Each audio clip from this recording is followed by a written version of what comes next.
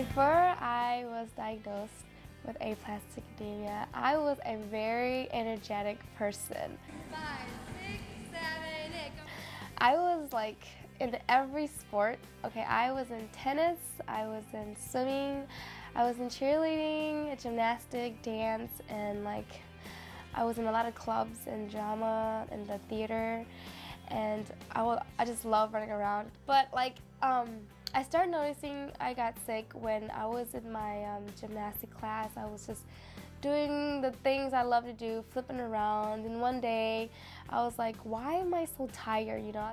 I was very scared when the doctor told me that the process of going through the transplant was going to be pretty difficult, because in order for my transplant to work, I will have to get even more sick and to get better, because they'll have to, you know, kill my whole entire like immune system, and it's like a recharge where you restart the whole thing over again, and I will have to go through chemotherapy. So I was very scared because I love my hair.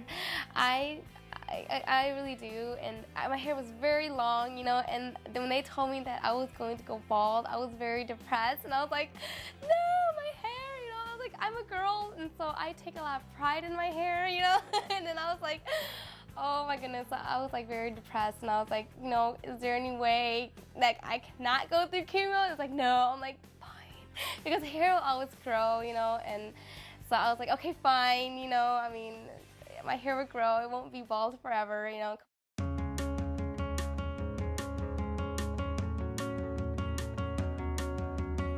It was depressing, and it was a really, really hard like time for me, because I had my dad too, so it's like, you know, Mom, you don't have to come visit me, because I think it's more important to visit Dad than it's to visit me, because he has cancer.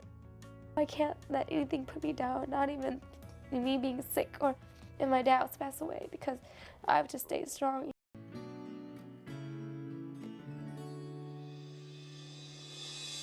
I was always in the hospital, like, well, when my whole, like, the process of, like, everything happening, I had to be isolated for a good 2-3 months. Nobody could come visit me if they were sick.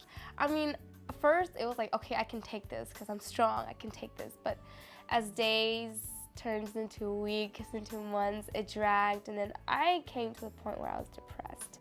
It's definitely okay to feel scared, depressed. Everybody does. We expect the patients to feel that way, and we need to get the right team around them to support them through the whole process. My advice for others who have brothers and sisters going through this would be to just constantly be there for one another, because it's not easy. It's really hard. I mean, it takes a lot of patience and a lot of strength and courage to stand up and, you know, accept the changes that are happening, and to continue to just be there for one another, regardless of how much tension is going around or how much, you know, sadness or grief there is. As long as, you know, you're able to be there for one another, then that's all that really matters, to be able to pull through.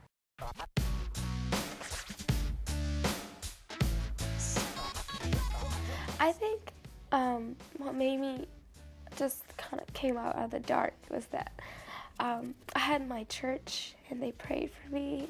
You know, I just have to get up and be a trooper, be a soldier, you know, and just, you know, fight it, and just know that, you know, life is still like worth living for, you know, because I still had my siblings and friends and relatives and everything. I have to stay strong even for myself, to know that, you know, I have to inspire other people that, you know, they have to be strong too, because, you know, hey, we only live once.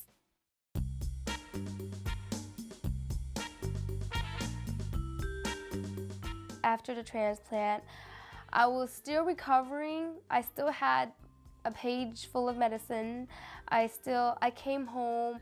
They still had like, I still had my line, so then they would have to do, like, you know, it was just They had to do like IV, but then it was like home, so it would be like home infusion stuff. So I can do it myself. So they taught my mom and myself how to do it, how to put it to connect it, and so it was very easy.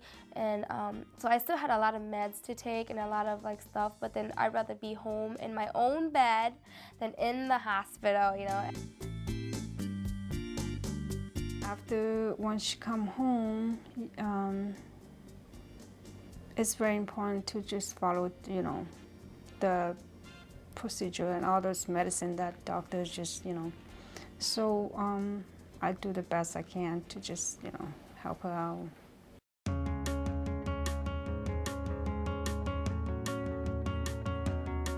Following the rules are very important. I could not go out to the movies, no shopping, no nothing, sit home. If you want to go eat, mom has to go and get it for you. You know, you can't go out and do anything.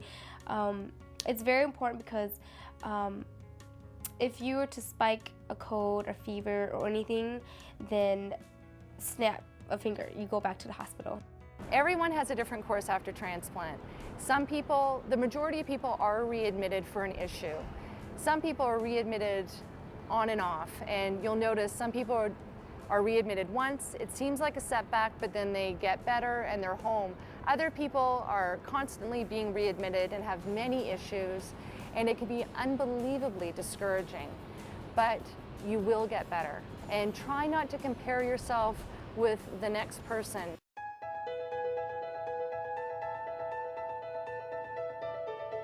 The ability to have children is an issue after transplant. It's important you discuss it with your doctor to find out what your chances are.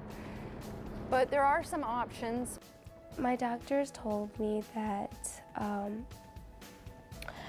if I have the transplants, the bone marrow transplants, I can like not have any kids or anything. And when he told me that, I was like, oh my gosh, my life just flashed before my eyes. No kids, no! But I would adopt. I would adopt like 12 kids. But other than that, I was very upset because I told my mom that, and she even knows that I'm that kind of person to just, I love kids.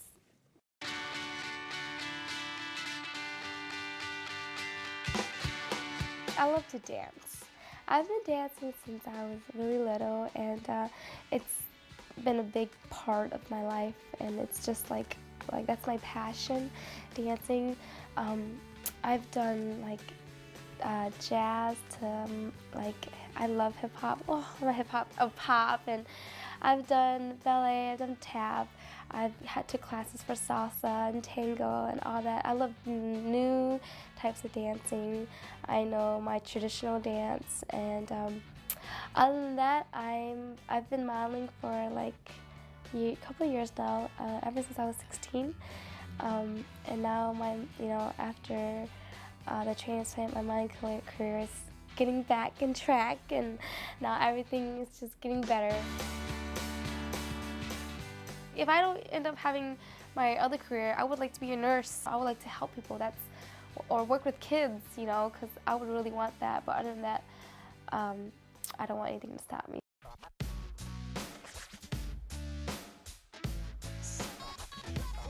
Life after transplant is a journey.